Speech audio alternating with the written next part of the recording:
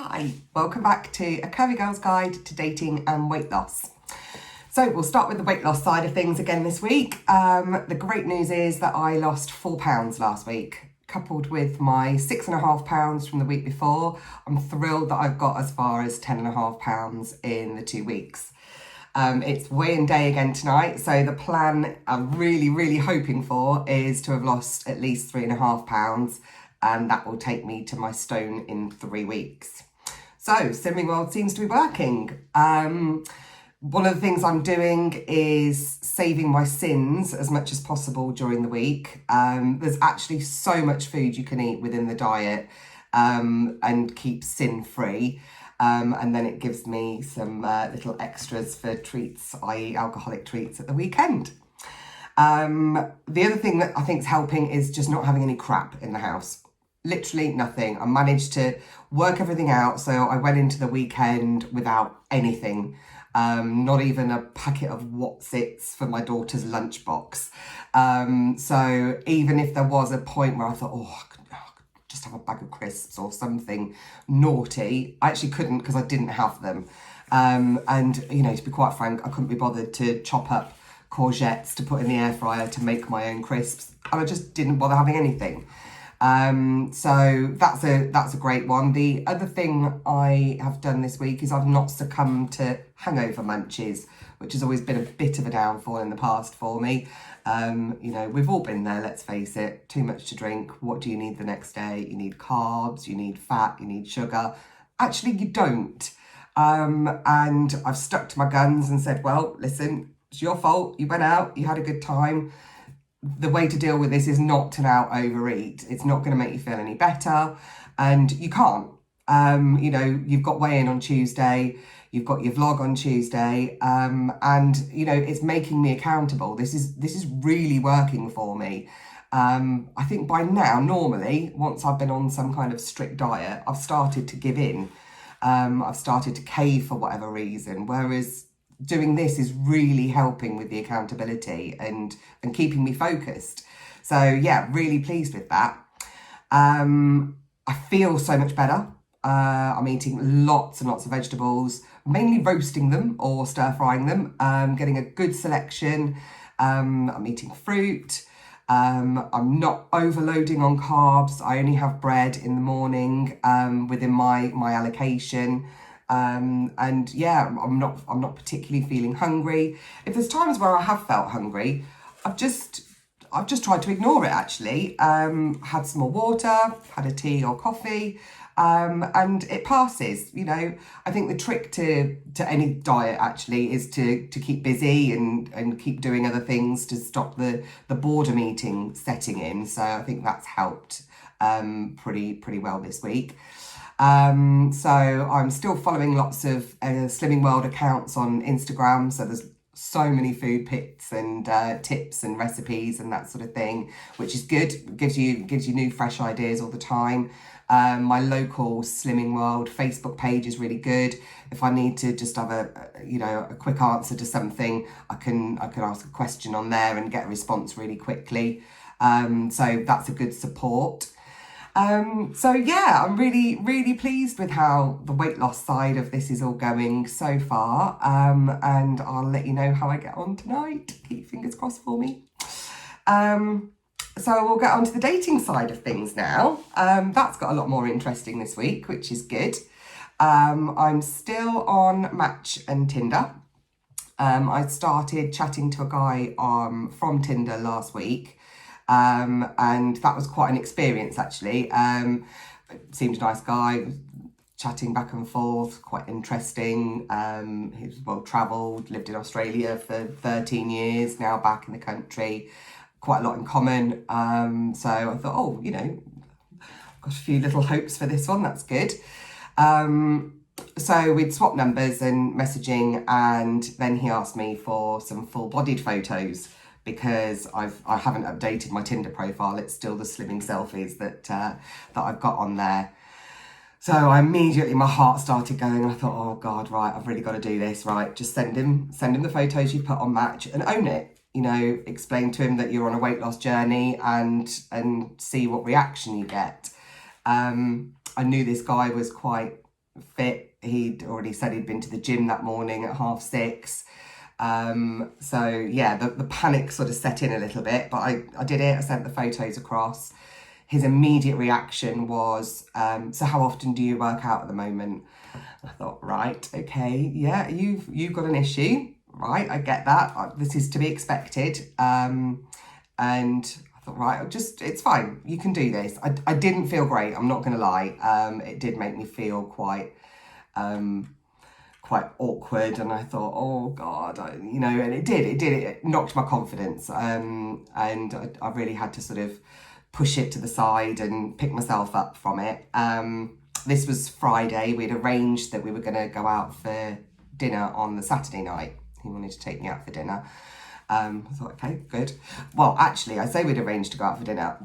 We'd started by him sort of saying, I can come over and see you at the weekend. We'd established that I hadn't got my daughter, and he kept saying, I'll come over to you, I'll come and see you. And I had to make it very clear that he wasn't coming to my house. We may have matched on Tinder, but there's no way he was coming straight round to my house. It just wasn't, it's not safe. And I said that to him. I said, we can meet up at the pub, absolutely, or a coffee shop, no problem. But you're not coming to my house. I've never met you. And he was like, oh, okay, yeah, of course. I hadn't really thought of that. And I thought, okay. So slight warning flag there. But anyway, we'd arranged that he was going to take me out for dinner on the Saturday night, and that was that. So after my slight sort of confidence knock on Friday, dusted myself down, got myself all ready, and went off to the pub to meet up with some friends. Spoke a lot about dating. I met this really nice couple that had met on Match 20 years ago. My friends had also met on Match, so everyone was giving me lots of advice and tips and that sort of thing. And they all said, you have got to speak to this guy on the phone before you meet him. You can't just go out on a date without speaking to them on the phone. It could sound awful. There's so much you can glean on a phone call. I was like, right, okay. I was like, I'm going to do it now. No, Charlie, you've had a drink, don't do it now. And I was like, oh yeah, I know, but I'm quite confident now, so let's do it now, and I'll speak to him sober tomorrow. So anyway, rang him up, and immediately I was hit with his voice, and I thought, oh, this isn't quite what I had hoped you'd sound like. I could only use, I think the best way to describe him, as he sounded really towny. He was really like, yeah, man, innit? And I just thought, oh, that's not quite for me. That's not what I was hoping for. But anyway, I persevered. We chatted for a little while, and I said, obviously I've got to get back to my friends. I don't think I'll be back late, so I'll give you a call when I get home. Got home at 10:30, so not late. Messaged him, and he was like, sorry, in bed. I've moisturised, done my eye cream, just chilling out and relaxing sort of thing. And I was like, oh, wow. Wow. So not only do you not sound like I wanted you to sound, you're now in bed having a little pamper session. My God, why did I let you affect me and get so down about my weight because of how I thought you would feel about me? And immediately that just lifted. I was like, oh, I don't really like you anymore. So there we go. So it was quite an interesting little experiment, that one, and I'm hoping that I'll take something from it and learn from it going forwards. That people are going to have an issue, and if they do, just walk away from it. There's plenty more guys out there. So Saturday morning I woke up. I'd left my car. Friday night. When I got after he sort of said his whole I'm moisturising, etc. I thought, right, I'll get straight back on the sites, and I started messaging 2 or 3 guys, two of which I carried on until quite late. I loved it. It was great, good fun, good banter. Nonsense really, but actually it rounded off my evening very well and gave me a much needed confidence boost. So Saturday morning, woke up, was going to get a lift back to the pub to collect my car, and I thought, no, I'm going to walk. It's a lovely day. Got my trainers on, got my headphones on, and I walked cross country over the fields to the pub. And it was beautiful. It was absolutely gorgeous. Beautiful, beautiful scenery, a really lovely walk. I was full of energy, and I had this overwhelming sense of happiness. And I just thought, I feel so good. I feel so happy. I feel like I'm where I should be. And I haven't felt that for quite a while. I've kept that all week actually since then. And I hope that I can remember that feeling, and if I go through some downtime, sort of come back to it. Because yeah, I did. I've just felt really happy. I was meeting my girlfriends for lunch. And yeah, everything was good in the world. So the only downside, I suppose, was something that I wasn't really happy with where my behaviour was concerned. The guy that I was supposed to go out for dinner with, I blanked, I ghosted until that afternoon. He messaged me and said, what's going on? Are we still going out for dinner? Where are you? So I messaged him straight back actually and said, listen, that wasn't cool of me. I'm sorry. I should have messaged you sooner. I don't think we've got enough in common, and I don't think it's worth us going out for dinner. I think it's going to be wasting both of our time. It was nice to chat to you. Good luck with your search. I hope you find what you're looking for. And sort of goodbye. And actually, I got a nice message back saying, good luck to you too, and take care, sort of thing. So I was pleased that I did it. I'm annoyed that I waited for him to sort of chase me. I should have been more upfront and honest sooner, but lesson learned. So then I was stuck Saturday night, and I thought, oh, what am I going to do? I'm child free. I was planning on being out.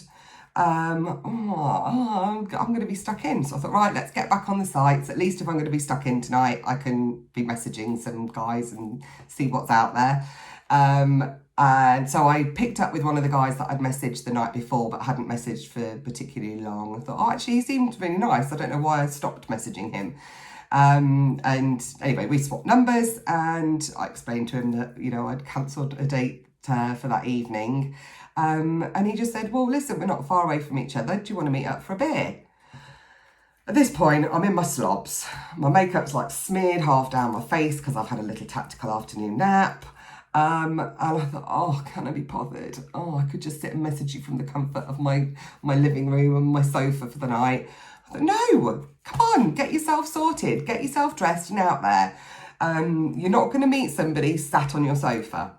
So I was like, can you give me half an hour? I was like, straight in the shower, full makeup on, hair touched up, out the door. We met at a pub just up the road from me, and actually we had a really nice time.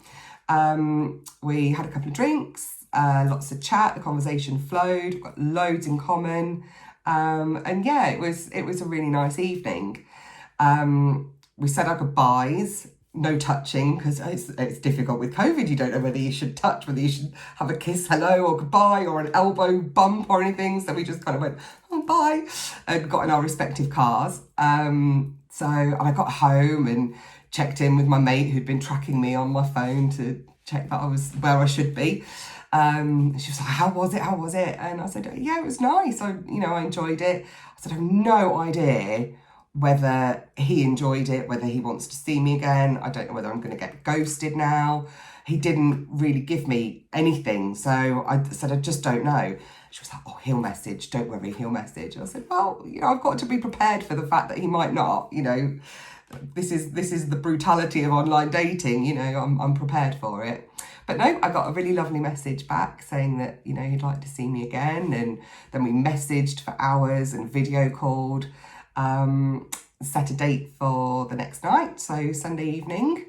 So we met up and went for a little walk along the canal, which was very pretty. The sun was just setting and might have had a little smooch. Slightly embarrassed now. And then we had a couple of drinks at the pub afterwards. And again, the conversation really flowed. And he's just a nice guy. I just had a good time. We're meeting for coffee tomorrow. I've got my daughter until a couple of weekends now, so I won't be able to see him for a little while. So we're sneaking in a coffee while she's at school tomorrow, and he's skiving off work for half an hour. So yeah, I'd say watch this space. I'm not going to get too giddy. It's been 2 dates, but yeah, he seems a really nice guy, so we'll see. So all in all, I've had a really good week. I've had a good weight loss. I've had a good couple of dates, My confidence is up. I'm feeling really happy, and I'm really happy that I've embarked on this adventure, really, and this process. So yeah, so I'll see you guys next week, and let's hope that this smile is still on his face. Bye.